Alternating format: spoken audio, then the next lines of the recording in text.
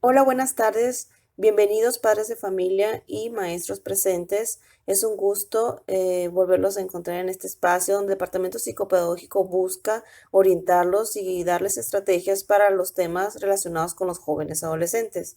El tema de hoy que traigo en esta tarde es factores que influyen en la autoestima de los adolescentes. Bienvenidos, mi nombre es Elizabeth Navarro.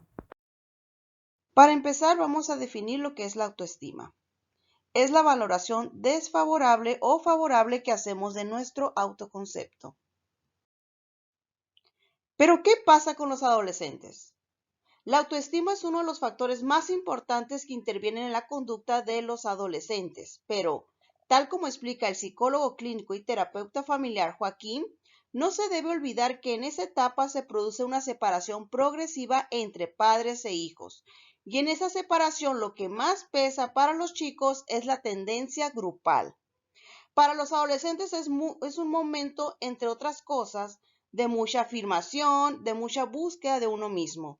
Es un momento de conflicto y cambio de visión del mundo que va acompañado de la evolución sexual, de cierta desubicación de lo que es el tiempo y de ese pensamiento mágico de la infancia, lo cual les crea más conflicto. Pero cada adolescencia es un mundo y no todas necesariamente tienen que ser conflictivas o catastróficas. Dependerá de cada hijo y del contexto, entre otras cosas. ¿Qué factores influyen en la autoestima adolescente? Los expertos identifican al menos tres factores principales que pueden incidir en la conducta adolescente, niño o adulto. Un factor que es la tensión que el adolescente tiene que manejar por dejar ser un niño pequeño, parecerse mucho a un adulto que tiene que ir poco a poco ensayando la vida adulta, pero sin tener todavía todas las responsabilidades ni capacidades de un adulto. Esto enloquece mucho al adolescente, porque muchas veces no sabe a qué atenerse y también lo descontrola mucho a sus educadores, principalmente a sus padres, porque muchas veces surge la duda de cómo relacionarse con él o hasta qué punto exigirle. Esta etapa bien llevada puede ser muy interesante, que a su vez pone a la familia como uno de los tres grandes pilares donde se puede asentar la autoestima del adolescente. Es muy importante que la familia esté y que haya complicidad. Si en casa no se cometen fallos, no se supervisa el desarrollo del niño de forma adecuada, con quien se relaciona puede haber momentos agradables de complicidad. El feedback de los amigos cuenta. Otra característica es que, al contrario de lo que sucede en la infancia, la influencia de los iguales pasa a un primer plano. Esto es fundamental a la hora de definirse a uno mismo. Por ejemplo, como miembro de un grupo, es decir, como alguien aceptable, digno de venir con nosotros y ser de los nuestros. Definirse así depende, obviamente, de la medida que el adolescente es aceptado y validado o, por el contrario, menospreciado, dejado de lado o, en el peor de los casos, acosado. Esto influye muchísimo en el fortalecimiento de una sana autoestima y, por supuesto, en el establecimiento de habilidades sociales. En la misma línea, la pertenencia grupal sería el segundo de los tres pilares para asentar la autoestima adolescente. Si un chico no está dentro de lo que es un grupo, su autoestima se ve afectado y pueden venir conductas de todo tipo. Una buena opción para encontrar un motivo de relacionarse es el deporte. Autoimagen. La relación de su cuerpo consigo mismo sería el tercer pilar fundamental en la construcción de la autoestima adolescente. Siempre están en una búsqueda continua de una imagen con la que se sienten bien y se reafirman. Si preguntas a un grupo de niños o niñas pequeños, ¿quién es guapo? Todos van a levantar la mano. Con los adolescentes ya es diferente y se complica un poquito más.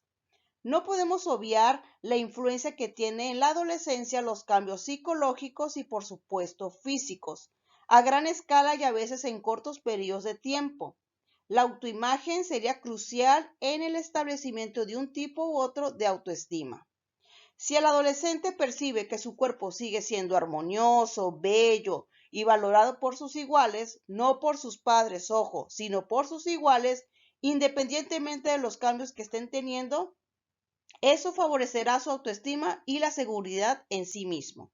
Si por el contrario, el adolescente percibe que su cuerpo no es adecuado o sus iguales se lo hacen notar, irá desarrollando un sentimiento de vergüenza que no va a favorecer el fortalecimiento de su autoestima. Las redes sociales, ¿hasta qué punto afectan? Pueden afectar mucho, ya sea en positivo y negativo. Cuando en una determinada red no tienen seguidores o cuando en las fotos hay algún tipo de alusión negativa, les afecta para mal.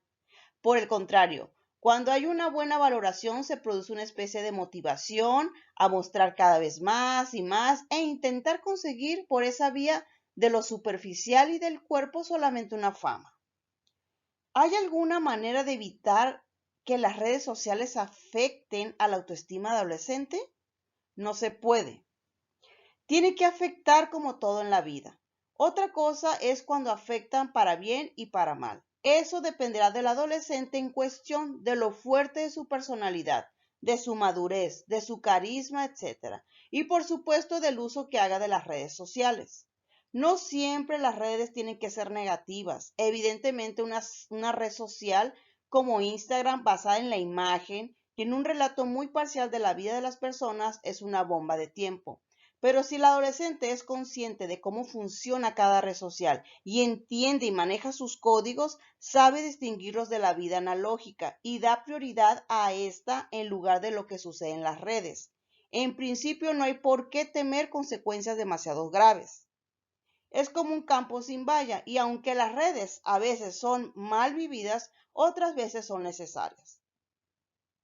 La anticipación como una de las armas para enseñar a los adolescentes que se va a encontrar. Es importante también educar sobre los peligros y si pasa alguna cosa, que siempre haya una reflexión sobre lo que ha sucedido. Eso sí, sin dejar de lado la vigilancia parental, porque de vez en cuando es necesario entrar en esa intimidad. Toda persona, independientemente de su edad, necesita ser escuchada, aceptada, validada y protegida. Este es el punto de partida en el caso de los adolescentes. Hay que tener en cuenta que todavía son personas frágiles y dependientes en muchos aspectos. Por lo tanto, los expertos apuntan algunas pautas que los padres deben de tener en cuenta y son: haz que se sientan seguros. Los adolescentes necesitan seguridad y esta no se las da diciéndoles a todo que sí, ni tampoco diciéndoles a todo que no, sino más bien proporcionándole herramientas para manejarse con los aspectos negativos de la vida. También dale su espacio pero con límites. El adolescente, como toda persona, necesita espacio para autodefinirse pero con límites. Vamos, no pasa nada si se pinta el cabello azul, aunque a mí me horrorice, pero con límites. Llegar a las 2 de la mañana, quizás, aunque él disfrute mucho estando sus compañeros o con sus amigos, pues ahí no. Ahora bien, necesita normas coherentes con sus circunstancias. No podemos tratar a una persona de 16 años como si tuviera 10. Y eso vale para los premios, los castigos y la exigencia y responsabilidades. Haz de la complicidad tu mejor aliada. Conoce con quién van tus hijos, no en un plan inquisidor, sino más bien de cómplice, es decir, que puedas conocer quiénes son sus amigos, qué pueden ir a casa y no hacer dos vidas aparte. La complicidad también implica poder compartir las decepciones, los pensamientos con ellos, es decir, que podamos también nosotros los adultos hablar no solo de los logros que hacemos, sino también de nuestros momentos más bajos. Detecta lo mejor que saben hacer. Otra cosa que favorece mucho es detectar las cualidades y talentos de los adolescentes y resaltarlo explícitamente, potenciándolo cuando se pueda. Lo bueno hay que decirlo, con autenticidad y sinceridad. Ahora bien, conviene combinar aspectos que se refieran al físico como los de su personalidad o de sus cualidades psicológicas. Al que es muy listo le gustaría que se lo digan, pero también le gustaría saber que es guapo y que no solo sirve para leer.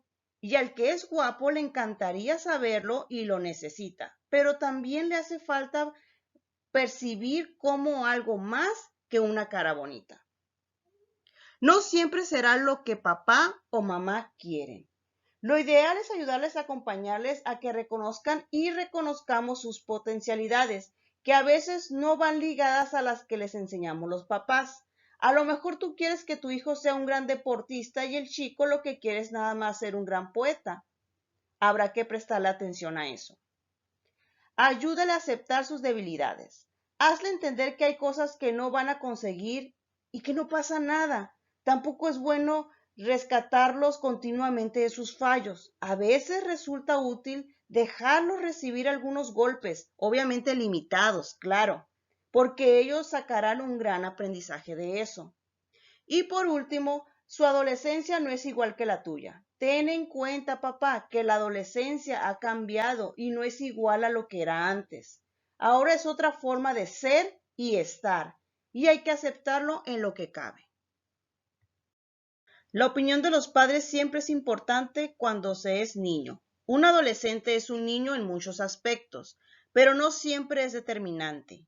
Sin embargo, a la hora de construir la autoestima, las palabras y críticas de los padres pueden influir en la baja autoestima de los chicos y chicas, y mucho. Si los padres hacen una crítica negativa al adolescente sobre un tema que a éste le atrae sin cuidado, lo más probable es que eso no tenga ninguna influencia en su autoestima. Si, por el contrario, le dan donde más le duele, entonces sí hará.